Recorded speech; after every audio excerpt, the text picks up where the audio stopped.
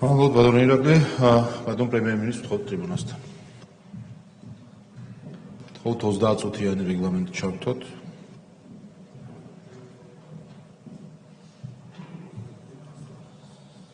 კიდევ ერთხელ მოგესალმებით.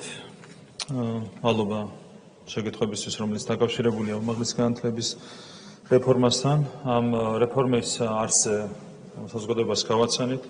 ინფორმაცია ქონდა დეტალური პრეზენტაცია, თუმცა დღეს მაქვს პატივი, რომ კიდევ ერთხელ თქვენ წარმოგიდგინოთ ინფორმაცია ამ რეფორმის კონცეფციის შინაარსთან დაკავშირებით და კიდევ ერთხელ მინდა შეგახსენოთ ის 7 გამოწვევა, რომელსაც ეფუძნება ეს კონცეფცია და 7 შესაბამისი ამოცანა, რომელიც არის დასახული უმაღლესი განათლების რეფორმის სფეროში. რაც შეეხება გამოწვევებს და შესაბამისად ამოცანებს, პირველი გამოწვევა, რომელიც ჩვენ განსაზღვრეთ, უკავშირდება უმაღლესი განათლების სისტემის ჭარბ გეოგრაფიულ კონცენტრაციას. ეს არის გამოწვევა არა იმდენად კონკრეტულად უმაღლესი განათლების სისტემისთვის, რამდენადაც ზოგადად ჩვენი ქვეყნისთვის. ეს არის გამოწვევა ქვეყნის თანაბარი სოციალურ-ეკონომიკური განვითარების ჭრილში, რეგიონების თანაბარი სოციალურ-ეკონომიკური განვითარების ჭრილში და ვფიქრობ, რომ უმაღლესი განათლების სისტემის დეკონცენტრაციას შეუძლია მნიშვნელოვანი წვლილის შეტანა ქვეყნის თანაბარი განვითარებისთვის, მათ შორის კონკრეტული რეგიონების სწრაფი განვითარებისთვის და იმ მათ შორის დემოგრაფიული პრობლემების აღმოფხვრისათვის, რომლებიც დგას კონკრეტული ქალაქების და კონკრეტული რეგიონების წინაშე განსაკუთრებული სიმძაფრით. დღეს მდგომარეობით 85%-ზე მეტი სტუდენტებისა სწავლობს ქვეყნის დედაქალაქში, რაც იწვევს დედაქალაქის ჭარბ დატვირთვას და სათანადოდ არ არის ამ პირობებში დატვირთული ჩვენი ქვეყნის სხვა მნიშვნელოვანი ქალაქები, ძირითადად ეს ეხება ქუთაისს და რუსთავს. და ვფიქრობთ, რომ ძალიან მნიშვნელოვანია სისტემის დეკონცენტრაცია და კონკრეტულად გვინდა აქცენტი გავაკეთოთ ორი ქალაქის მიმართულებით ახალი ინფრასტრუქტურის შექმნაზე. ეს არის ქუთაისი და ეს არის რუსთავი, უფრო კონკრეტულად რუსთავის მიმდებარე ტერიტორია, რაც დაეხმარება, რა თქმა უნდა, ამ მნიშვნელოვან ქალაქს განვითარებისათვის და შექმნის ახალ შეასრულებებს ამ ორი ქალაქის განვითარებისათვის. რაც შეეხება ქუთაისს, გვინდა ქუთაისს ჩამოყალიბდეს როგორც რიგით მეორე თავისი მნიშვნელობით სამართლო კერა ჩვენს ქვეყანაში. დღეს არის ერთი წამყვანი კერა, ეს არის თბილისი, ქვეყნის დედაქალაქი და გვინდა რომ ქუთაისი ვაქციოთ რიგით მეორე კერად უმაღლესი განათლების მიმართულებით. და ამისათვის უნდა შეიქმნას ქუთაისში სრულიად ახალი თანამედროვე სტანდარტების ინფრასტრუქტურა, რაც არის ამ გეგმის ერთ-ერთი მნიშვნელოვანი შემადგენელი ნაწილი. ასევე გვინდა რომ განავითაროთ რეგიონული უნივერსიტეტების რესურსები ყველა მიმართულებით, მათ შორის ინფრასტრუქტურა, მათ შორის საერთო საცხოვრებლები და ამ შემდეგ, იმისათვის რომ რეგიონულ უნივერსიტეტებმა შეძლონ მეტი სტუდენტის მიღება. საბოლოო ჯამში ეს გამოიწვევს იმას, რომ მნიშვნელოვნად მკვეთრად შემცირდება თბილისის წილი სტუდენტების რაოდენობაში, ეს არის ამოცანა. ვფიქრობთ, რომ სადღაც 60%-მდე უნდა ჩამოვიდეს თბილისში სტუდენტების წილი და შესაბამისად დანარჩენი 40% უნდა გადანაწილდეს სხვა ქალაქებზე, პირველ რიგში ქუთაისზე და ასევე რეგიონულ უნივერსიტეტებზე. ეს არის კონცეფციის ერთ-ერთი მთავარი მიმართულება. ზოგადად რაც შეეხება სისტემას, პრობლემები რომ გვაქვს, კარგად მოგეხსენებათ, ეს არის ერთ-ერთი სფერო, სადაც ძირეული ცვლილებები არ განხორციელებულა ჩვენი ხელისუფლების პირობებში. ამიტომ ვფიქრობთ, რომ ჩვენი პასუხისმგებლობა და ვალდებულებაა, რომ განსაკუთრებული ყურადღება დავუთმოთ სწორედ უმაღლესი განათლების სისტემის გაჯანსაღებას და ხარისხის გაუმჯობესებას და სწორედ ამას ეფუძნება ჩვენი საერთო მიზანი, რომ განახორციელოთ უმაღლესი განათლების რეფორმა. დღეს საქართველოში მოქმედებს 64 უნივერსიტეტი. ეს თავისთავად უკვე მეტყველებს იმაზე, რომ სისტემა არაჯანსაღად არის ფორმირებული და რა თქმა უნდა შეუძლებელია ჩვენი ზომის ქვეყანაში და გამოწვევებით სავსე 35 წლიანი ისტორიის გათვალისწინებით შეუძლებელია, რომ 64 უნივერსიტეტში ჩვენ არ პატარა ქვეყანას, მით უმეტეს ეკონომიკური და სხვადასხვა გამოწვევების ფონზე, ჰქონდეს უზრუნველყოფილი თანაბრად მაღალი ხარისხი. ეს ავტომატურად ნიშნავს იმას, რომ სრულად არათანაბარია ერთი ხარისხი და საერთო საშუალო ხარისხი სიმაღლის განათლების ჩვენს ქვეყანაში, როგორც მოგეხსენებათ, არ არის სამოუკმაყოფილებელი. ამიტომ ჩვენი მიზანია, რომ ეს ვითარება რადიკალურად შევცვალოთ, გვინდა რომ უზრუნველყოთ სისტემის გარდაქმნა იმგვარად, რომ გაიზარდოს პირველ რიგში უმაღლესი განათლების ხარისხი ჩვენს ქვეყანაში. როდესაც საუბარია ხოლმე სხვადასხვა საკითხზე, დღეს გქონდა მათ შორის დემოგრაფიაზე საუბარი. ერთ-ერთი გამოწვევა არის ახალგაზრდების იმიგრაცია, ქვეყნიდან გასვლა და ამის ერთ-ერთი მთავარი გამოწვევების მიზეზი არის ბუნებრივია უმაღლეს განათლების სისტემაში არსებული დღევანდელი მდგომარეობა, ხო? არიან ახალგაზრდები, რომლებსაც ურჩევნიათ უმაღლეს განათლება მიიღონ სხვა ქვეყნებში და როდესაც სხვა ქვეყანაში მიდის ახალგაზრდა, მათი დიდი ნაწილი არის ქვეყნისთვის, რა თქმა უნდა, დაკარგული, ხო? მით უმეტეს, რომ კონკრეტულ სახელმწიფოებს, განვითარებულ სახელმწიფოებს აქვთ ეგრეთ წოდებული twinების იზიდვის პოლიტიკა და ძალიან წარმატებულად ახორციელებენ ამ პოლიტიკას და საუკეთესო შესაძლებლობის მქონე, უნარების მქონე ახალგაზრდები მიდიან სხვა ქვეყანაში და რჩებიან სხვა ქვეყანაში. ეს პროცესი უნდა შეჩერდეს, რა თქმა უნდა, არა ხელოვნურად, არამედ უნდა შეჩერდეს იმით, რომ უნდა გაიზარდოს უმაღლესი განათლების ხარისხი და დონე ჩვენს ქვეყანაში და ზუსტად ამ საერთო სულისკვეთებას ეფუძნება ის კონცეფცია, რომელიც არის წარმოქმნილი ჩვენს მიერ. პირველი ამოცანა ეს არის დეკონცენტრაცია და ამ მიმართულებით არის კონკრეტული ქმედებები განსაზღვრული ჩვენს კონცეფციაში. მეორე გამოწვევა უკავშირდება რესურსების არაოპტიმალურ გამოყენებას და ხარისხის უთანაბრობას უნივერსიტეტებში, რაც არის ერთ-ერთი უმთავრესი გამოწვევა და იმისათვის, რომ ჩვენ შევძლოთ ჩვენი რესურსების, როგორც ინფრასტრუქტურული, ასევე ადამიანური რესურსების, ნებისმიერი სხვა ტიპის რესურსის მაქსიმალურად ოპტიმალური გამოყენება, ვფიქრობთ, რომ უნდა დაინერგოს კონკრეტული პრინციპი უმაღლეს განათლების სისტემაში. ეს არის ერთი ქალაქი, ერთი ფაკულტეტი. ეს ძირითადად ეხება, რა თქმა უნდა, თბილის, სხვა ქალაქებს არც აქვთ იმის რესურსი, რომ გქონდეთ ერთზე მეტი ფაკულტეტი, როგორც ეს, სახელმწიფო უნივერსიტეტებზე, რა თქმა უნდა, საუბარი. თბილისში არის ეს გამოწვევა, რომ არის ჭარბად დაშლილი, ასე ვთქვათ, სისტემა, რაც საბოლოო ჯამში განაპირობებს იმას, რომ საერთო ხარისხი, უმაღლესი განათლების საერთო ხარისხი არის დაბალი და არადამაკმაყოფილებელი. ამიტომ ვფიქრობთ, რომ ოპტიმიზაციის მიმართულებით ეს ნაბიჯი უნდა გადაიდგას თბილისში, ერთ ქალაქში უნდა იყოს ერთი ფაკულტეტი სახელმწიფო უნივერსიტეტებში. ეს არ ეხება, რა თქმა უნდა, კერძო უნივერსიტეტებს. მაგალითად, რო ავიღოთ, იურიდიული ფაკულტეტი თბილისში მოქმედებს 4 სხვა უნივერსიტეტში. ერთ შემთხვევაში მე ვიტყოდი, სადღაც არ დავასახელებ, რა თქმა უნდა, კონკრეტულ უნივერსიტეტებს, დონე არის საშუალო, მეორეში არის საშუალოზე დაბალი, მესამეში საშუალოზე დაბალზე და მეოთხეში კიდევ უფრო დაბალი. ეს არის დღევანდელი მოცემულობა.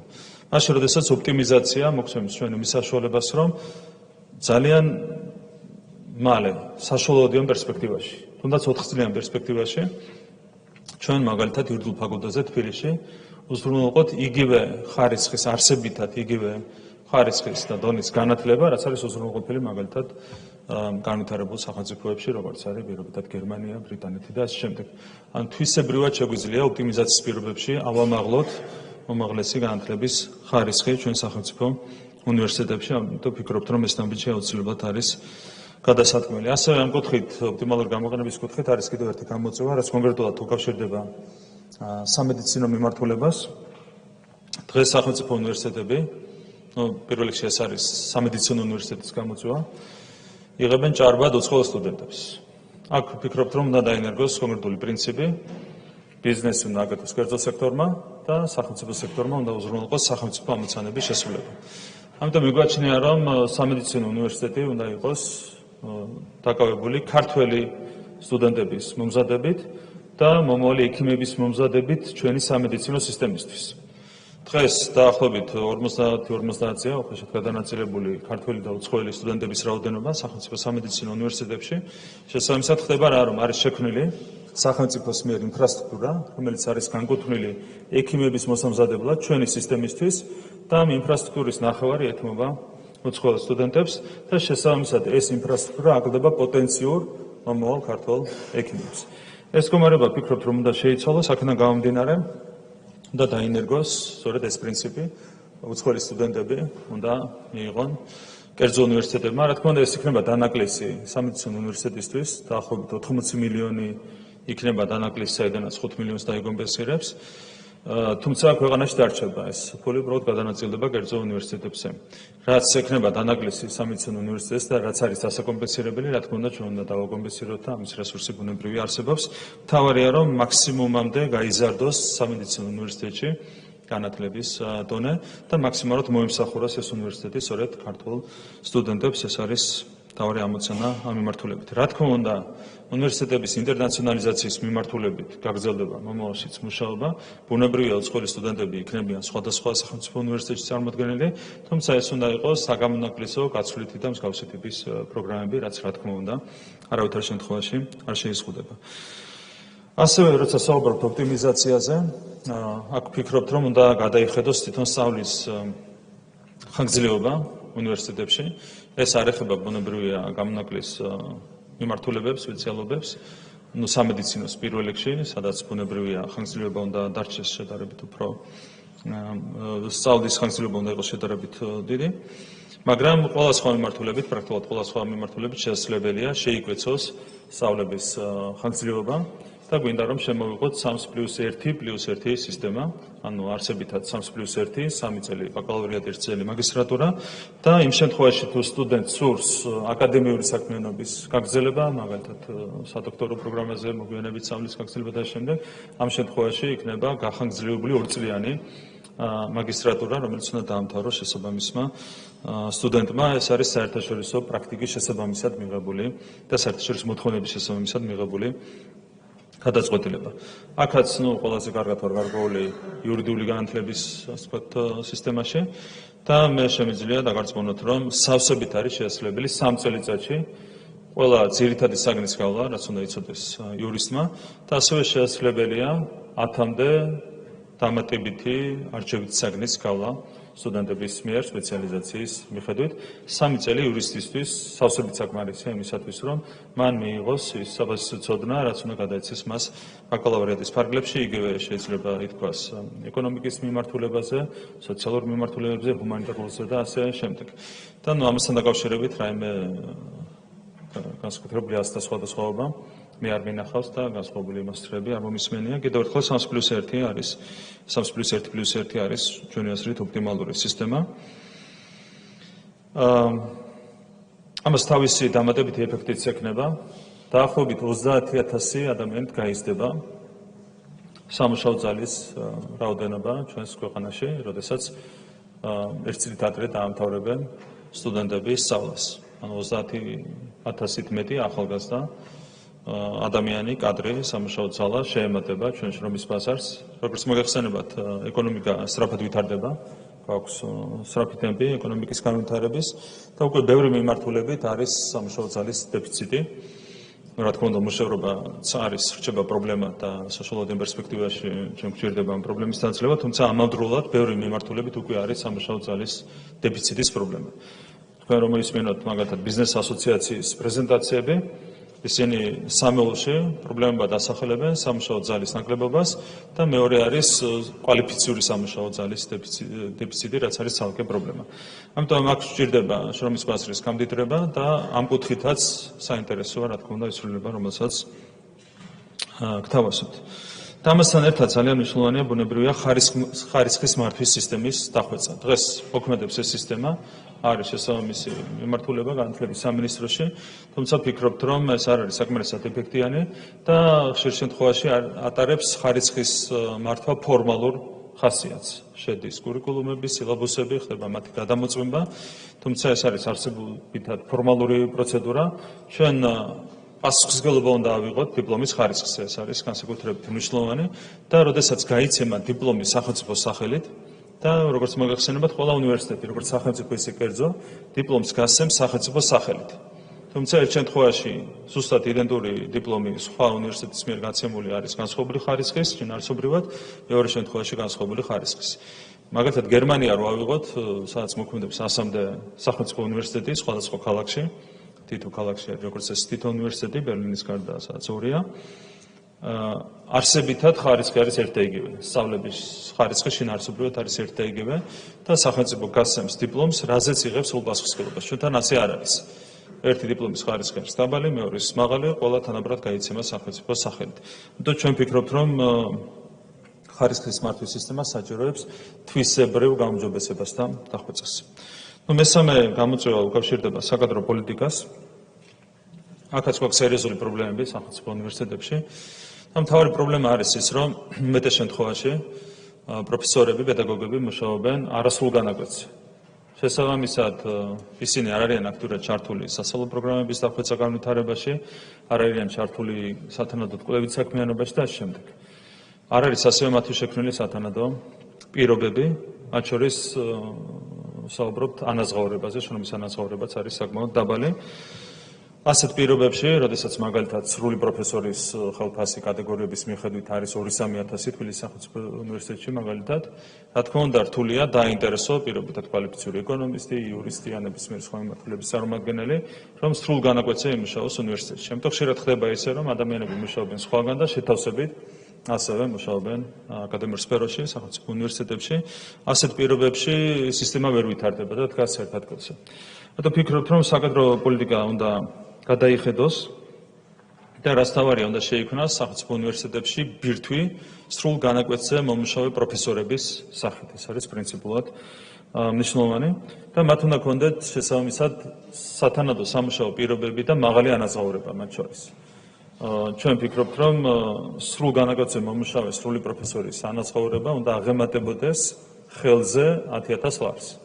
ჩვენ ვფიქრობთ, რომ ეს იქნება ის ოპტიმალური მაჩვენებელი, რაც ჩვენ მოგცემს სახელმწიფო უნივერსიტეტებში კვალიფიციური კადრების მოზიდვის და დამაგრების შესაძლებლობას. სხვანაირად რთული იქნება, დაგვრჩება იგივე ვითარება, რაც დღეს არის, რომ შეთავსებით კითხულობენ ლექციებს, ატარებენ სემინარებს პედაგოგები. ოპტიმიზაციის პირობებში სავსებით შესაძლებელია, რომ ასეთ ხელფასზე გავიდეთ სრული პროფესორების ნაწილში. რა თქმა უნდა, დარჩებიან არასრულ განაკვეთზე მომუშავე პედაგოგების და მათი ანაზღაურება იქნება ბევრად უფრო ნაკლები სრულ განაკვეთზე მომუშავე პროფესორებთან შედარებით. ასევე იქნება არაერთი მიმართულება, სადაც გვაქვს ჩვენ კადრების დეფიციტი, მათ შორის ეს არის ტექნოლოგიები, ტექნიკური მიმართულებები და არა მარტო.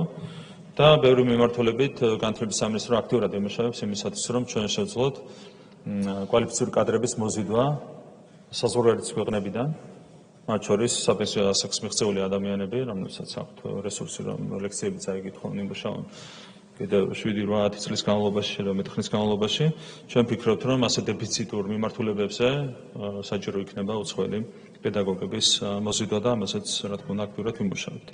საკადრო პოლიტიკა არსებითად უნდა გადაიხედოს, ერთგვარი კათედრის პრინციპი უნდა დაინერგოს, როდესაც მიმართულებას ხავს ხელმძღვანელი, რომელიც პასუხისმგებელია შესაბამისი მიმართულებით პროგრამების დახვეწაზე, განვითარებაზე და ასევე კვლევითი საქმიანობის აქტიურად წარმოებაზე. შემდეგი თემა ეს არის სწავლებასა და კვლევას შორის სუსტი კავშირი, რომელიც უნდა გაძლიერდეს და ასევე ჩვენ არ გვაქვს თანამედროვე სტანდარტების სასწავლო პროგრამები, სახელმძღვანელოები და აქაც რადიკალურად უნდა შეიცვალოს ვითარება. ამ კუთხით მნიშვნელოვანია კვლევითი ინსტიტუტების გაძლიერება და მათი რეალური ინტეგრაცია საუნივერსიტეტო სისტემასთან. დღეს ფორმალურია ეს ინტეგრაცია და რეალური და თვისებრივი უნდა იყოს ეს ინტეგრაცია. და უნდა შემოიღოთ კვლევის დაფინანსების ახალი სისტემა, რომელიც მთლიანად უნდა იყოს ინტეგრირებული უნივერსიტეტებთან. დღეს არის ცალკე გაყენებული ფონდი განათლების სამინისტროს ქვეშ, რომელიც საგრანტო განაცხადების საფუძველზე აფინანსებს კონკრეტულ პროექტებს. ჩვენ ვფიქრობთ, რომ ეს სისტემა და მიდგომა უნდა შეიცვალოს, მთლიანად უნდა იყოს კვლევის დაფინანსების სისტემა ინტეგრირებული სახელმწიფო უნივერსიტეტებში.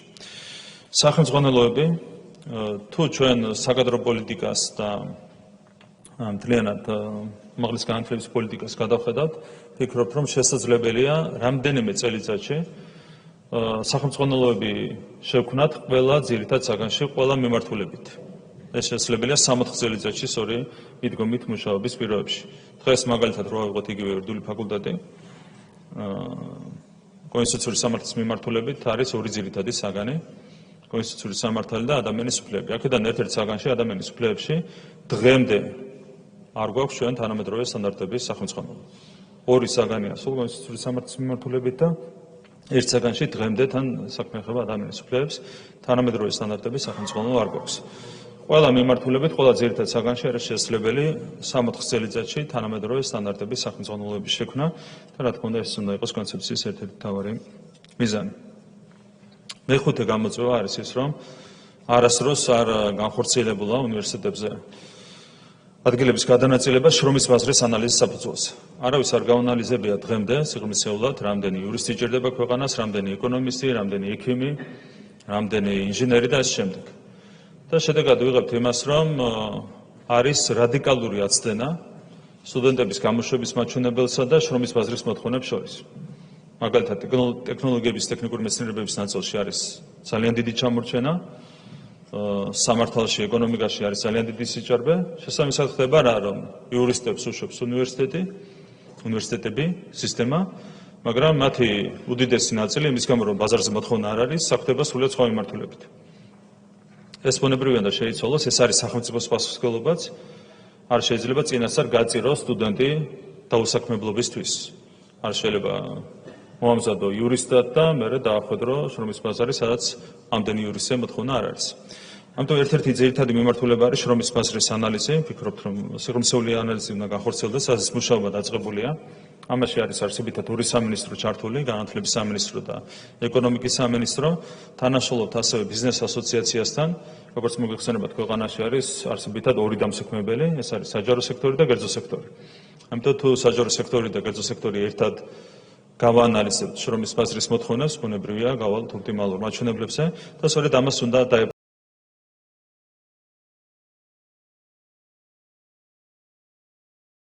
გამოწვევა ეს არის ის, რომ დაფინანსების სისტემა არის დასახვეწე. ერთი რომ არის ძალიან უხეში სისტემა, წლების მანძილზე მოქმედებს საგრანტო დაფინანსების მოდელი, ერთ სტუდენტზე 2250 ლარი, ეს თანხაც კი არ შეცვლა. არც ინფლაციას მიყვება, არც არაფერს, არის უბრალოდ მოჭრილი უხეში დაფინანსება. ვფიქრობთ, რომ ეს მიდგომაც უნდა გადაიხედოს, უნდა შეფასდეს რეალურად რა მიმართულებით რა საჭიროება არსებობს, მათ შორის კონკრეტული სპეციალობების კონკრეტული საჭიროებებიც უნდა განისაზღვროს, მაგალითად ექიმის მომზადება შეიძლება დაჭერდეს მეტი თანხა, ვიდრე იურისტის მომზადებას. ამასაც კი არ ითვალისწინებს ხელმოდელი მოდელი.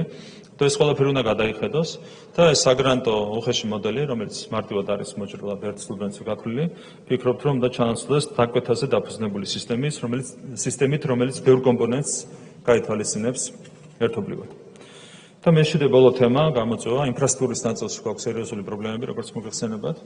ძალიან ბევრი შენობა ვერ აკმაყოფილებს თანამედროვე სტანდარტებს, მithometes რომ არ არის შექმნილი სტუდენტების სხვადასხვა ინტერესების რეალიზებისათვის შექმნილი პირობები, თვითონ უშუალოდ სასწავლო პროგრამების სათანადო განხორციელებისთვისაც არ არის სათანადო ინფრასტრუქტურა, პრობლემები არის საერთო-საცხოვრებლების ნაწილში, არ არის სათანადო სპორტული ინფრასტრუქტურა, კულტურული ინფრასტრუქტურა და ამ შემდეგ.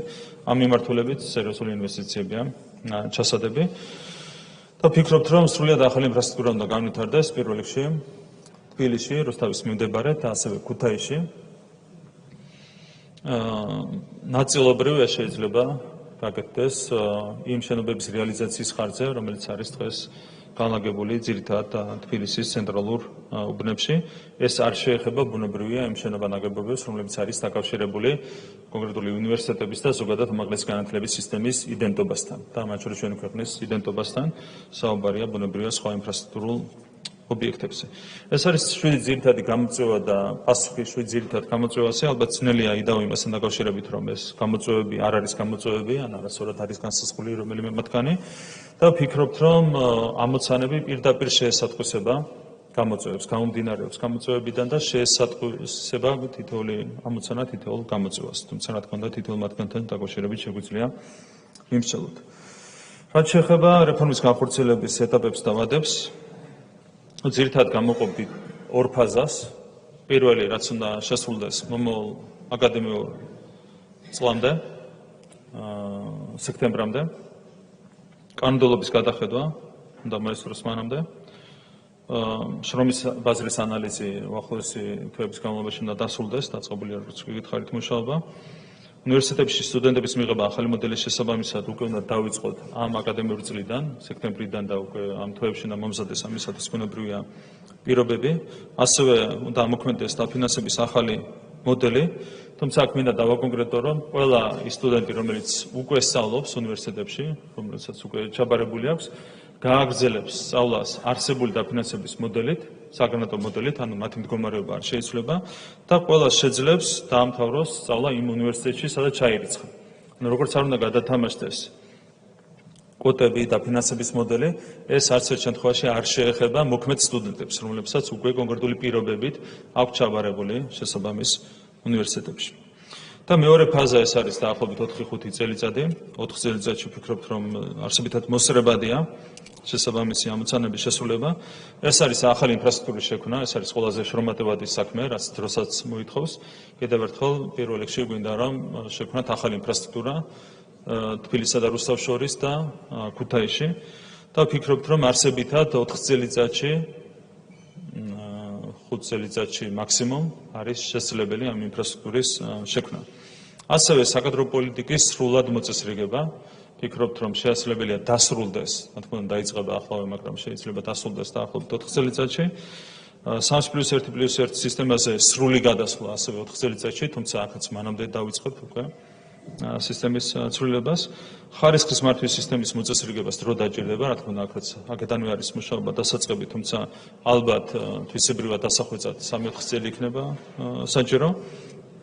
და რაც შეეხება პროგრამების დახვეწას და სახელმწიფოების შექმნას, აქაც ვფიქრობთ, რომ 4 წლიან პერსპექტივაში შესაძლებელია თვისებრივად კონკრეტული ამოცანების შესრულება და მიზნების მიღწევა. ამიტომ ვადებში კიდევ ერთხელ ორ ფაზად შეგვიძლია დავყოთ. პირველი ფაზა სექტემბრამდე, მომავალი წლის სექტემბრამდე და მეორე ფაზა მოიცავს დაახლოებით 4-5 წლიან პერიოდს. რაც შეეხება ბიუჯეტს, ბიუჯეტის ზუსტად გაანგარიშება ჯერ შეუძლებელია, იმიტომ რომ რა თქმა უნდა, პირველ რიგში ხარჯდებადი არის ბუნებრივია ინფრასტრუქტურის ნაწილი და ვიდრე არ გვექნება ინფრასტრუქტურის კონკრეტული გეგმა, კონკრეტული პროექტი, მანამდე შეუძლებელია საუბარი ხარჯებზე, თუმცა რა თქმა უნდა, ასეულობით მილიონი დაждდება ახალი ინფრასტრუქტურა, რომელიც უნდა შეიქმნას. და ვფიქრობთ, რომ კიდევ ერთხელ ნაწილობრივ ამ ხარჯების კომპენსირება უნდა მოხდეს კონკრეტული შენობების რეალიზაციით, რომლებსაც არ აქვს კავშირი, ასე ვთქვათ, უნივერსიტეტების იდენტობასთან და შეიძლება იყოს საინტერესო მატერიალიზაცია კომერციული თვალსაზრისით. ასევე სამედიცინო უნივერსიტეტთან მიმართებით მინდა დავაზუსტო, რომ რა თქმა უნდა, შენობების გადანაწილება არ შეეხება სამედიცინო უნივერსიტეტს. უფრო მეტიც ჩვენ გვაქვს დაგეგმილი რესპუბლიკური საავადმყოფოს ინფრასტრუქტურის თვისებრივად განახლება, განვითარება და რესპუბლიკურმა საავადმყოფომ უნდა შეასრულოს საუნივერსიტეტო კლინიკის ფუნქცია სამედიცინო უნივერსიტეტისთვის თლიანობაში. ეს სივრცე კიდევ უფრო მეტად განვითარდება რესპუბლიკური საავადმყოფოს ჩათვლით, რაც მოგცემს იმის შესაძლებლობას, რომ იდეალური პირობები შექმნათ რამდენიმე წლიან პერსპექტივაში სამედიცინო მიმართულების სტუდენტებისთვის. რაც შეეხება სხვა ხარჯებს, ოპტიმიზაციის პირობებში საბოლოო ჯამში უზრუნველყოფილი იქნება ხარჯების დაზოგვა ყველა მიმართულებით, მათ შორის ინფრასტრუქტურის შენახვის ნაწილში და ასე შემდეგ. იყო სპეკულაციები მასთან დაკავშირებით, რომ ეს რეფორმა გამოიწვევს არსებული აკადემიური პერსონალის სახლში გაშვებას, რაც არის ცარიელი სპეკულაციები. პირიქით, ამ რეფორმის გატარების პირობებში მაქსიმალურად დაგვჭირდება ჩვენ რესურსებით უნივერსიტეტების უზრუნველყოფა, მათ შორის ქუთაისის უნივერსიტეტის უზრუნველყოფა დამატებითი რესურსებით. პირიქით ორიენტირებული იქნება სახელმწიფო მაქსიმალურად იქითქენ, რომ ახალი რესურსი მოიზიდოს, როდესაც საქმე ეხება ადამიანურ რესურსებს კონკრეტულად.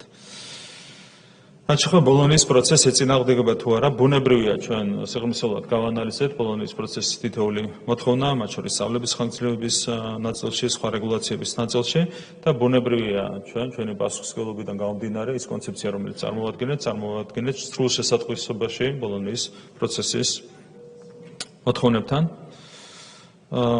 რაც შეეხება კონკრეტულად 3+1 სისტემას, 3+1+1 კიდევ ერთხელ ვიტყვი, რომ არსებული 4+2 სისტემა არ იფასდება არავითარ სიღრმისეულ ანალიზს. ანუ არავის არ გაანალიზებია, რამდენად არის აუცილებელი 4+2 სისტემა. ჩვენი ჩაღრმავებული ანალიზი განახორციელეთ და ვფიქრობთ, რომ საფუძვლიანად ჩავთვალეთ მიზანშეწონილად გადასვლა 3+1+1 სისტემაზე. გამომდინარე იქიდან, რომ კიდევ ერთხელ 3 წელიწადში სავსებით არის შესაძლებელი ბაკალავრიატის კურსის გავლა მაღალი ხარისხით. და 1 წელიწადში მაგისტრატურის გავლა და პლუს 1 წელიწადში თუ ადამიანს უნდა სტუდენტს უნდა აკადემიური საქმიანობის გაგრძელება. და კიდევ ერთხელ მინდა აღვნიშნო, რომ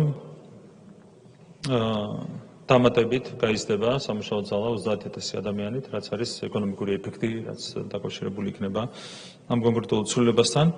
ასევე აღნიშნავ, რომ მრავალ ქვეყანაში უკვე მოქმედებს ასეთი სისტემა, საუბარია განვითარებულ ქვეყნებზე, ანუ აპრობირებული პრაქტიკაც არის. აქედან გამომდინარე, ერთხელ ბოლონის პროცესთან არის თავსებადი ეს სისტემა და მეორე მხრივ უზრუნველყოფს სისტემის დახვეწას. ასევე თანხების დაზღვასაც გამოიწვევს. დაახლოებით 25%-ით დაიზოგება ხარჯები, რაც უმაღლეს განათლებასთან არის დაკავშირებული. ბუნებრივია, ეს ყველაფერი ჩვენ მოგცემს იმის საშუალებას, რომ მეტი ინვესტიცია ჩავდოთ უშუალოდ სწავლების ხარისხის გაუმჯობესებაში.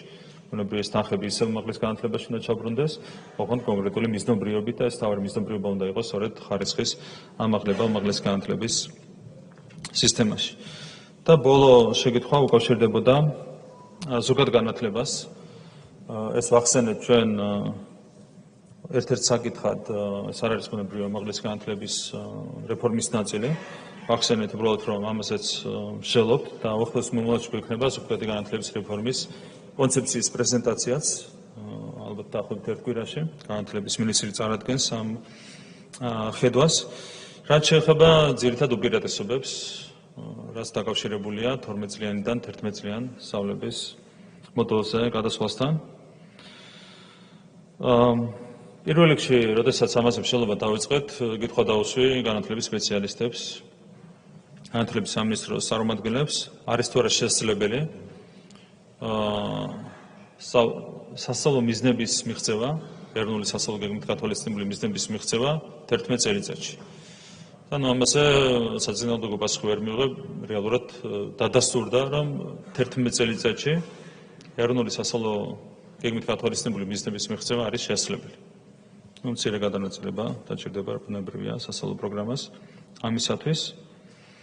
და ამის შემდეგ დაისვა მარტივი შეკითხვა, თუ ეს შესაძლებელია, რატომ უნდა ისწავლოს მოსწავლემ 12 წელი, თუ შესაძლებელია, რომ 11 წელიწადში აითვისოს იგივე პროგრამა. უპირატესობა ხანგრძლივობის შემცირებას ბევრი აქვს. აქაც იგივე რო ავიღოთ ეკონომიკური ეფექტი, აქაც დამატებით გემატება დაახლოებით 30-40,000 სამუშაო ძალა, რაც ეკონომიკის ბუნებრივია ძალიან მნიშვნელოვანია. და ასევე ვიცით რა არის არსებული პრობლემა. რეალურად არა თუ მე-12 კლასში, მე-11 კლასშიც კი უმეტეს შემთხვევაში მოსწავლეები საერთოდ არ დადიან სკოლაში. აქ ერთ-ერთი პროგრამა ეს არის, რომ ბოლო კლასების პროგრამა საერთოდ არ არის თავსებადი მისაღები გამოცდების შინაარსთან. შესაბამისად, მოსწავლეს ურჩევნია სკოლაში სიარულის ნაცვლად მოემზადოს რეპეტიტორთან ან სახლში მოემზადოს და ჩააბაროს უმაღლესი გამოცდა, მისაღები გამოცდა უმაღლეს განათლების სისტემაში. რა თქმა უნდა, ეს უნდა შეიცვალოს. ერთი რომ თვითონ უნდა გადაიხედოს ბუნებრივია ზოგადი განათლების პროგრამის შინაარსი და ბოლო წლის პროგრამა მაქსიმალურად უნდა იყოს მორგებული მისაღები გამოცდების მოთხოვნებზე და ამას აუცილებლად გავაკეთებთ. და მეორე კიდევ ერთხელ თუ არ არის აუცილებელი მიზნების მიღწევისთვის 12 წელი სწავლა, მაშინ ჯობია რა თქმა უნდა გადავიდეთ 11 წელიწადზე. ერთადერთი რაც ოპონენტებმა დაუპირისპირეს ამ ასე ვთქვათ გზავნილს იყო ის, რომ 11 წლიანი სწავლების პირობებში მოსწავლეებს გაუჭირდებათ საზღვარგარეთ უმაღლეს განათლების სისტემაში სწავლის გაგრძელება. ანუ არავინ არ საუბრობდა იმაზე, საჭიროა თუ არა 12 წელიწადი, კარგია თუ არა არსებული სისტემა. ერთადერთი რაც იყო, რომ თუ 12 წელი არის სწავლა ბავშვმა, საზღვარგარეთ ვერ წავა პირველი კურსიდან უნივერსიტეტში. აქაც ჩვენ გვაქვს მარტივი გადაწყვეტა. ეს არ არის ხომ თავარი საკითხი. თავარია 11 ჯობია თუ 12 წელი. ამაზე არავინ არ საუბრობს, კიდევ ერთხელ წავა თუ არ წავა საზღვარგარეთ, ამაზეა საუბარი. რა თქმა უნდა, ზოგადადაც ბევრი მინუსი აქვს მიგრაციას, კიდევ ერთხელ, როდესაც პირველი კურსიდან მიდის ბავშვი სასწავლებლად საზღვარგარეთ, მათი უდიდესი ნაწილი აღარ რჩება, აღარ ბრუნდება ქვეყანაში, ამიტომ მინუსი ბევრია, მეტი აქვს საზღვარგარეთ სასწავლოს ვიდრე პლუსი, თუმცა ეს არის რა თქმა უნდა თითოეული მოსწავლის და მშობლის არჩევანი, ამაში ჩვენ ვერ შევალთ, მაგრამ თუ ვინმე სურს საზღვარგარეთ სწავლის გაგრძელება, აქაც იქნება შესაბამისი პირობები შექმნილი. პირველი ეს მოთხოვნა არ შეეხება კერძო სკოლებს, კერძო სკოლებს შეეძლებათ შეინარჩუნოთ 12 წლიანი სასწავლო პროგრამა, ეს ერთი. და მეორე რაც შეეხება საჯარო სკოლებს, აქაც თუ ვინმეს ექნება სურვილი რომ გაიაროს მე-12 კლასი იმისათვის, რომ მე ადვილად განაგრძოს სწავლა საზღვარგარეთ, ამისათვის სპეცკლასები შეიქმნება სხვადასხვა ქალაქში. მათ შორის თბილისში შეგვიძლია თითოეულ რაიონში შექმნას შესაბამისი სპეცკლასები. აქედან გამომდინარე, თუ ვინმეს ექნება სურვილი დაამთავროს მე-12 კლასი და განაგრძოს პირველი კურსიდან სწავლა საზღვარგარეთ, ამის ყველანაირი პირობა იქნება შექმნილი. შესაბამისად, ჩანს, რომ მთლიანად სპეკულაციურია ეს განცხადებები, რომლებიც უკავშირდებოდა ხელოვნური დაბრკოლების შექმნას ბავშვებისთვის, არავითარი ხელოვნური დაბრკოლება მოსწავლეებს არ შეექმნებათ, ვისაც ემდომება 12 კლასის დახურვა და საზღვარგარეთ სწავლის გაგრძელება, ყველას მივცემთ ამის შესაძლებლობას. ეს არის პასუხები შეკითხვებზე, იმედია რომ ამწურავად გავეცი თითოეულ შეკითხვას პასუხი და კიდევ ერთხელ რომ დავუბრუნდეთ საერთო სურათს. დღეს გვაქვს რთული მდგომარეობა, არასახარბიელო მდგომარეობა მაღლის განათლების სისტემაში.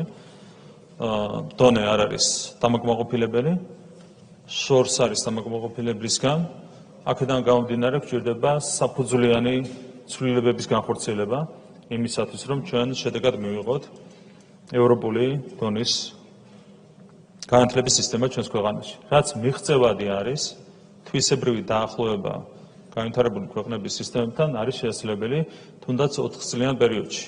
თავისი ინფრასტრუქტურით, თავისი სწავლების შინაარსით, თავისი სასწავლო პროგრამებით, თავისი სახელმძღვანელოებით, თავისი საკადრო პოლიტიკით ეს არის შესაძლებელი, ანუ შეგვიძლია 4 წელიწადში მივახციოთ თვისებრივ ცვლილებას ქვეყანაში და ეს არის სწორედ ამ რეფორმის მთავარი მიზანი და ამოცანა. რა თქმა უნდა, განათლებული საზოგადოება ნიშნავს განვითარებას ყველა მიმართულებით. ეს გააძლიერებს ჩვენს ქვეყანას, ეს ნიშნავს ეკონომიკურ გაძლიერებას, ეს ნიშნავს სოციალური მიმართულებით მეტგანვითარებას, ეს ნიშნავს მათ შორის ჩვენი საგარეო პოლიტიკური პოზიციების გაძლიერებას და გამყარებას. რა თქმა უნდა, ჩვენ გვჭირდება მაქსიმალური ზრუნვა ჩვენს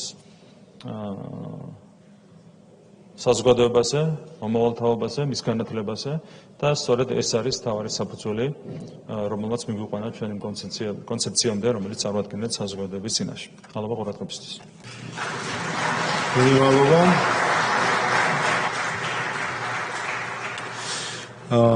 აქაც შეკითხვის ავტორს დაზუსტება არ აქვს, შეგვიძლია გადავიდეთ პირდაპირ ზეპირი შეკითხვები თუ არის, ვთქვათ რომ მაცნობოთ ილია ინჯია, ეკა სეფაშვილი, დავიწყოთ ილია ინჯია. 2 წუთი ადრინდა. მადლობა, მოგესალმებით, ბატონო პრემიერო, მადლობა წარმოდგენილი ინფორმაციისთვის. ძალიან მნიშვნელოვან ეტაპს გადის, რა თქმა უნდა, ჩვენი ქვეყანა და აბსოლუტურად ლოგიკურია განათლების რეფორმის განხორციელება და დროული ალბათ. თქვენ აღნიშნეთ, რომ საინვესტიციო პროექტში, რომელიც უპრეცედენტო პროექტი ხორციელდება ჩვენს ქვეყანაში, მუდმივი 8000 სამუშაო ადგილი იქნება პროექტის დამთავრების შემდეგ. განათლების რეფორმა რამდენად ესწრება ამ სამუშაო ადგილებისთვის მოსამზადებლად სპეციალისტების და როგორ გრაფიკში 4 წელიწადში მშენებლობის საინვესტიციო პროექტის მშენებლობა რამდენად ემთხვევა განათლების რეფორმის დამთავრებას და მოვასწრებთ თუ არა სპეციალისტების მომზადებას ამ მიმართულებით. მადლობა. ეკა სეფაშვილი.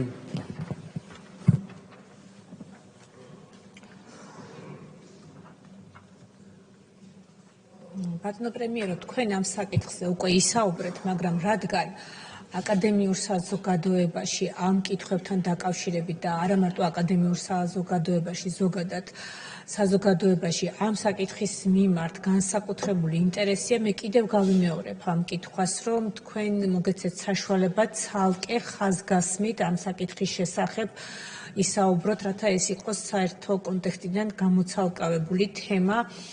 ეს ეხება უნივერსიტეტის პერსონალის და უნივერსიტეტების სტუდენტების საერთაშორისო გაცვლით პროგრამებში მონაწილეობას. ძალიან დიდი უნებათა ღელვა არის საზოგადოებაში ამასთან დაკავშირებით.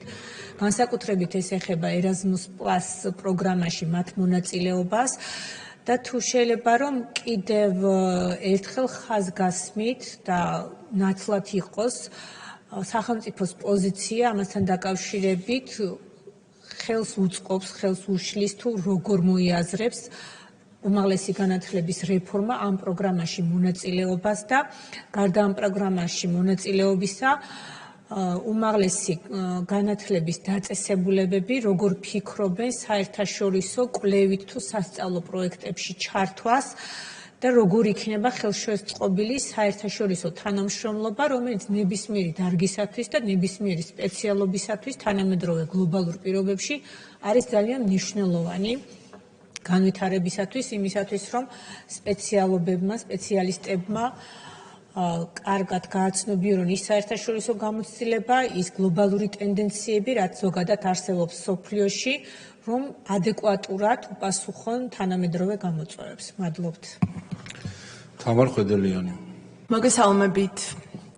პირველ რიგში ჩემს კოლეგას მინდა გამოვეხმაურო, ბატონო ირაკლი, თქვენმე კულტურას ვერ მასწავლით, რაც არ უნდა თითის ქნევით გვესაუბროთ აქ. მე მესმის, რომ ჩემი და ჩემი გუნდის ესთეტიკა და კულტურა თქვენთვის გაუგებარია, იმიტომ რომ თქვენ ნაცებზე ხართ მიჩვეულები და იშველიებთ ასევე ნაცებს აი ამ დარბაზში საუბრისას. მაგრამ ჩვენ გასწავლით კულტურას და ჩვენ გასწავლით ღირსეულ ოპონირებას და საქართველოს მოსახლეობის ინტერესებიდან გამომდინარე ამ დარბაზში მუშაობას. ახლა კი გადავალთ ჩემს შეკითხვაზე და სათქმელზე. თქვენ განათლებაზე საუბარი გსურდათ აქ, თუმცა აქ Eagle Hills-ის რეკლამირებისთვის გამოგიშვეს პრემიერად წოდებული ადამიანი. თუმცა განათლების რეფორმაზეც ძალიან საინტერესო საკითხია. განათლების რეფორმის მიზნად თქვენ დაისახეთ განათლების ხარისხის გაუმჯობესება.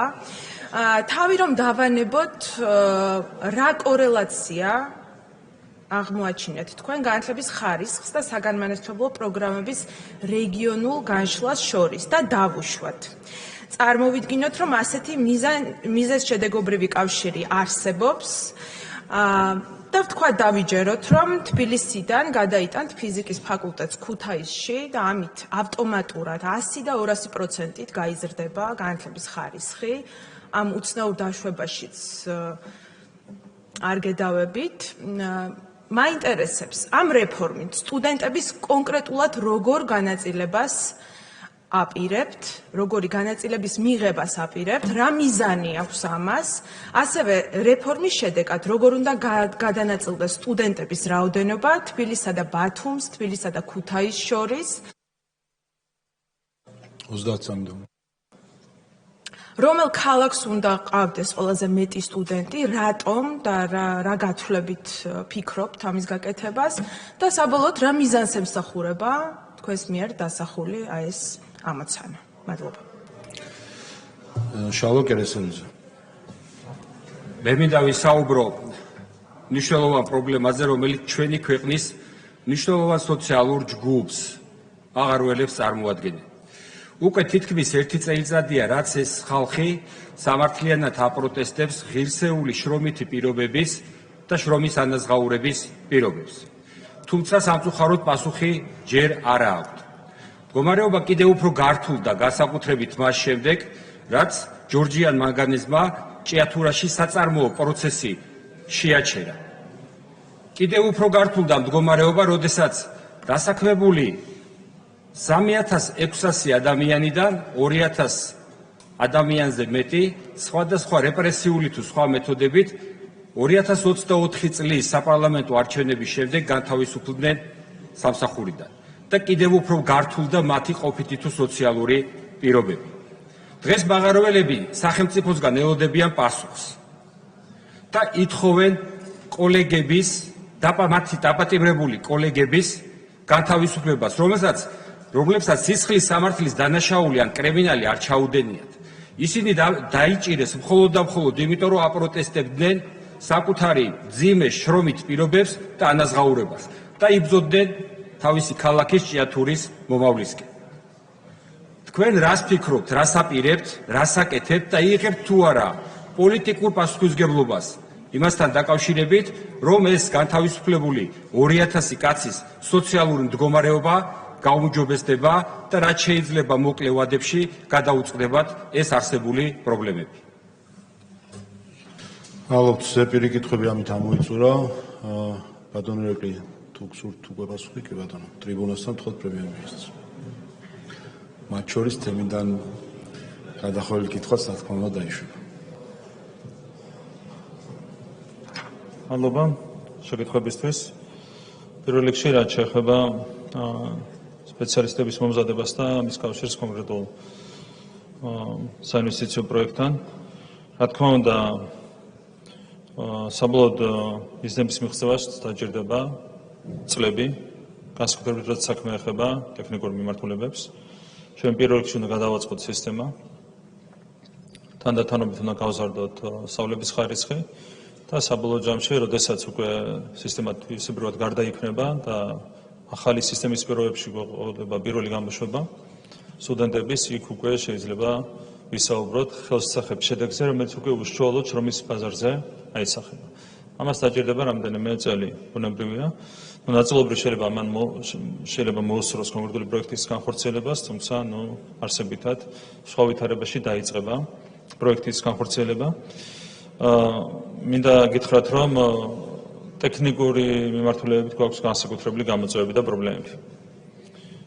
ჩვენ გვაქვს ტექნიკური უნივერსიტეტი, რომელსაც აქვს საკმაოდ ხანგრძლივი და ფართო გამოცდილება, თუმცა პრიორიტეტები რაღაც ეტაპზე შეიცვალა 90-იან წლებიდან და დღეს ეს უნივერსიტეტი უფრო მეტად არის კონცენტრირებული იურისტების, ეკონომისტების, ხანდახან თეოლოგების მომზადებაზე, ვიდრე ტექნიკური დარგების სპეციალისტების მომზადებაზე, რაც თლიანად ქმნის ქვეყნისთვის პრობლემას, მათ შორის ეკონომიკისთვის ქმნის პრობლემას. გვაქვს დეფიციტი არქიტექტორების, ინჟინრების, მშენებლების ნაწილში. სერიოზული პრობლემაა, ეს ხარისხზეც აისახება ხოლმე. ამიტომ ამ რეფორმის ფარგლებში ბუნებრივია განსაკუთრებული ყურადღება უნდა დაეთმოს ტექნიკური დარგების განვითარებას. და შესაბამისი პრიორიტეტები იქნება, რა თქმა უნდა, ცალკე გამოკვეთილი ამ რეფორმის განხორციელების პროცესში. რაც შეეხება გასვლით პროგრამებს, ბუნებრივია, რათა შემთხვევაში პრობლემას არ შეუქმნის ეს რეფორმა გასვლით პროგრამებს პირიქით, როდესაც დაიხვეწება ამაღლების განათლების სისტემა, ეს მისცემს ბუნებრივია სტუდენტებს კიდევ უკეთეს შესაძლებლობას, რომ მაქსიმალურად ჩაერთონ საერთაშორისო გასვლით პროგრამებში, აქედან გამომდინარე ამ რეფორმას პირიქით ხელშემწყობი ეფექტი ექნება გასვლითი პროგრამების წარმატებით განხორციელებაზე და სტუდენტების ჩართულობაზე ამ პროგრამებში. რაც შეეხება განათლებას და იგელღელს, როგორც მოგეხსენება, ცალ-ცალკე წარმოვადგინე ეს ორი საკითხი. ჯერ იყო კონკრეტული საინვესტიციო პროექტი და შემდეგ იყო უკვე განათლების რეფორმის კონცეფცია, ამიტომ მიჭირს მიიღო შენიშვნა. რაც შეეხება კავშირს განათლების ხარისხსა და რეგიონულ განშლას შორის. მე კიდევ ერთხელ მინდა დავაკონკრეტო, რომ როდესაც საქმე ეხება დეკონცენტრაციას, აქ უფრო მეტად ზოგადად საუბრობთ ქვეყნის წინაშე არსებულ საერთო გამოწვევაზე და არა იმდენად განათლების ხარისხის კუთხით არსებულ გამოწვევაზე. კონცენტრაცია არის პრობლემა თანაბარი განვითარების კუთხით, თანაბარი სოციალურ-ეკონომიკური განვითარების კუთხით. ამიტომ რეალურად დეკონცენტრაცია არის ერთ-ერთი თანმდევი ნაბიჯი, რომელიც უნდა გადაიდგას იმისათვის არსებითად, ანუ ნომერ პირველი ამოცანა არის ის, რომ ხელი შეუწყოთ რეგიონების თანაბარ განვითარებას.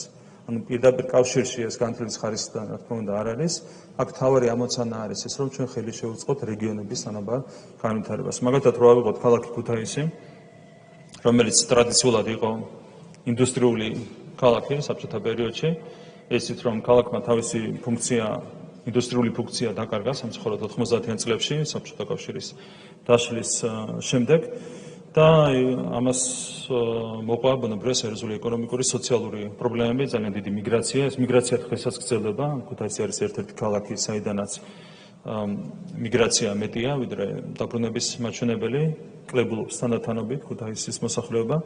ამიტომ ჩვენ ვფიქრობთ, რომ კონკრეტულად ქუთაისს მაგალითად უნდა შევძენოს სრულიად ახალი ფუნქცია. და საუნივერსიტეტო ქალაქად ქუთაისის გარდაქმნა არის ერთ-ერთი საუკეთესო გამოსავალი ამ კუთხით. აქედან გამომდინარე, როცა საუბარია დეკონცენტრაციაზე, აქ მთავარი მიზანი არის ქვეყნის თანაბარი და რეგიონების თანაბარი სოციალურ-ეკონომიკური განვითარება და არა იმდენად განათლების ხარისხის გაუმჯობესება. რაც შეეხება სტუდენტების განაწილებას სპეციალობების ჭრილში და რეგიონულ ჭრილში. ზოგად ხედვაზე შეგვიძლია ვისაუბროთ, იმიტომ რომ ჯერ არ აქვს შემუშავებული ჩვენ ანალიზი, მომზადებული სიღრმისეული ანალიზი, მზადდება და დაახლოებით 2-3 თვეში გვექნება უკვე შედეგები და სწორედ შრომის ბაზრის ანალიზის საფუძველზე გადანაწილდება სტუდენტებზე ადგილები სხვადასხვა სპეციალობის მიხედვით. 2-3 თვეში გვექნება ამაზე პასუხი. რაც შეეხება რეგიონულ ჭრილში გადანაწილებას, აქაც ჯერჯერობით უხეშად შეგვიძლია ვისაუბროთ, იმიტომ რომ მუშავდება რა თქმა უნდა ინფრასტრუქტურის განვითარების გეგმა. რაც შეეხება რეგიონულ უნივერსიტეტებს, ფიქრობთ, რომ უნდა გაიზარდოს სტუდენტების რაოდენობა, მაგრამ არა არსებითად. დღეს, როგორც ვთქვით, 85% არის თბილისი, 15%-ია ყველა დანარჩენი, მათ შორის ქუთაისი არის დაახლოებით ვარსები 5%, ყველა დანარჩენი არის 10%. ჩვენ ვფიქრობთ, რომ ამ 5 არის რეგიონული უნივერსიტეტი დღევანდელი მდგომარეობით. ეს არის ბათუმი, გორი, ახალციხე, თელავი, ზუგდიდი, ქუთაისი ართული, იმიტომ რომ ქუთაისის ალგე გვაქვს გამოტანილი, ანუ 5-ია ქუთაისის გარდა. და ვფიქრობ, რომ ამ 5 უნივერსიტეტში შეიძლება მაგალითად 10%-იანი მაჩვენებლიდან ავიდეთ დაახლოებით 15%-იან მაჩვენებელზე. რაც შეეხება თბილისსა და ქუთაისის შორის სტუდენტების რაოდენობის გადანაწილებას, ვფიქრობთ, რომ თბილისი კვლავაც უნდა დარჩეს ძირითად კერად და დაახლოებით უხეშად პროპორცია უნდა იყოს დაახლოებით 2:1. ეს არის ჩვენი წარმოდგენა. მაგალითად, შეიძლება სწავლობდეს თბილისში 60,000 სტუდენტი და ქუთაისში 30,000 სტუდენტი, დაახლოებით 15,000 სტუდენტი რეგიონებში. ეს არის უხეში დათვლა, იმიტომ ვერ ვაზუსტებთ, რომ სიღრმისეული ჩაღრმავება ჭირდება შესაბამის ანალიზს, მაგრამ დაახლოებით ასე წარმოგვიდგენია 2:1 პროპორცია თბილისსა და ქუთაისის შორის, დაახლოებით 60,000 თბილისში, დაახლოებით 30,000 ქუთაისში. სტუდენტების რაოდენობა დღევანდელთან შედარებით შემცირდება 3+1+1-ის პირობებში. დღეს სტუდენტების რაოდენობა არის 150,000 და ჯამურად შემცირდება დაახლოებით ალბათ 100,000-მდე. მაგრამ ვფიქრობთ, რომ ეს იქნება დაახლოებით ოპტიმალური გადანაწილება 60 თბილისი, 30 ქუთაისი, დანარჩენი სხვა უნივერსიტეტებში. და ამას კერძო უნივერსიტეტებიც ემატება, რა თქმა უნდა, მაგრამ როცა გეოგრაფიულ გადანაწილებაზეა საუბარი, დაახლოებით ასე წარმოგვიდგენია. რაც შეეხება ქუთაისს, ანუ აქ არ არის გათვალისწინებული, მაგალითად, თქვენ აღნიშნეთ, რომ ფიზიკის ფაკულტეტი შეიძლება გადავიდეს ქუთაისში. აქ არის საუბარი იმაზე, რომ თბილისშიც და ქუთაისშიც უნდა იყოს უზრუნველყოფილი ყველა სპეციალობის დაფარვა. ანუ ფიზიკის ფაკულტეტი მაგალითად უნდა იყოს თბილისშიც და ქუთაისშიც. ანუ არ არის გათვალისწინებული თბილისიდან რომელიმე ფაკულტეტის გადატანა, თბილისმა უნდა დაფაროს ყველა სპეციალობა და ანალოგიურად ქუთაისმაც უნდა დაფაროს ყველა სპეციალობა. რაც შეეხება სხვა რეგიონებს, რეგიონულ უნივერსიტეტებს, ჩვენი ასე ვთქვათ, ხედვის თანახმად ეს უნივერსიტეტები უნდა იყოს უფრო მეტად პროფილური და უნდა იყოს აქცენტი გაკეთებული მაგალითად აგრარულ მიმართულებაზე, პედაგოგიურსა და ამ შემდეგ რეგიონების სპეციფიკიდან გამომდინარე. რაც შეეხება მაღარულების თემას, არ უკავშირდება ინტერპელაციის საკითხს, თუმცა მოკლედ შემიძლია გითხრათ, რომ სახელმწიფო მაქსიმალურად ზრუნავს იმისათვის, რომ შესაბამის საწარმოებში მოხერხდეს დასაქმების მაჩვენებლის შენარჩუნება და არა მარტო ზოგადად ზრუნავს, არამედ ძალიან მსხვილი ინვესტიციებიც იდება ამაში. და ძირითადად ეს არის გამოხატული ძალიან მასშტაბურ საგადასახადო და სხვა შეღავათებში. რომ არა სახელმწიფოს მიერ დადგენილი ეს შეღავათები საწარმოებს გაუჭირდებოდა ფუნქციონირების გაგრძელება. უბრალოდ ვერ შეძლებდა ფუნქციონირების გაგრძელებას. ანუ რეალურად დოტაციურია ერთი და მეორე მაღარო და საბოლოო ჯამში სწორედ სახელმწიფოს ხარდაჭერის ხარჯზე ხერხდება შესაბამისი სამუშაო ადგილების შენარჩუნება. ამიტომ აქ მაქსიმუმს აკეთებს, ყველაფერს აკეთებს სახელმწიფო იმისათვის, რომ მაღაროები არ დაიხუროს და შევინარჩუნოთ ადამიანების დასაქმების მაჩვენებელი, შევინარჩუნოთ სამუშაო ადგილები. რაც შეეხება კონკრეტულ ექსპერიმენტებას, ეს არის კონკრეტული საქმე, სამართლებრივი საქმე და მე სიღრმეში ვერ შევალ, მაგრამ ერთი რამ შემიძლია გითხრათ. როდესაც ადამიანები ძალადობენ, არა მარტო კონკრეტულ შემთხვევაში საუბრობ, არა მარტო სამართალდამცავებზე, სახელმწიფო წარმომადგენლებზე, არამედ ძალადობენ საკუთარ კოლეგებზეც, სხვა მაღაროებზე, კონკრეტულ რამეზე ვსაუბრობ. როცა უხეშად ძალადობენ, კრიმინალური ფორმებით ძალადობენ საკუთარ კოლეგებზე, იქ რა თქმა უნდა სახელმწიფომ თავისი სათქმელი უნდა თქვას. ბუნებრივია, კრიმინალი ვერ დარჩება დაუსწრებით. როდესაც ადამიანები არა მარტო სახელმწიფოს წარმომადგენლების წინააღმდეგ კიდევ ერთხელ ვამბობ, არამედ საკუთარი კოლეგების წინააღმდეგ, მაღაროელების წინააღმდეგაც ძალადობენ უხეში ფორმით, რა თქმა უნდა, სახელმწიფო მზომები უნდა მიიღოს, ეს არის რაც შემიძლია გითხრათ ამ თემასთან დაკავშირებით. დიდი მადლობა. მადლობა. გადავდივართ გამოსვლებზე. მიუხედავად პოლიტიკური ჯგუფების მიხედვით, ვისაც სურვილი აქვს, ევროპელ სოციალისტებს თუ აქვს სურვილი გამოსვლის? არა, თუ კი? არა. ვლადიმერ ბოჟაცკი ბატონო 5 წუთი ტრიბუნიდან, შემდეგ ეკა სეფაშვილი ხალხის ძალის სახელით.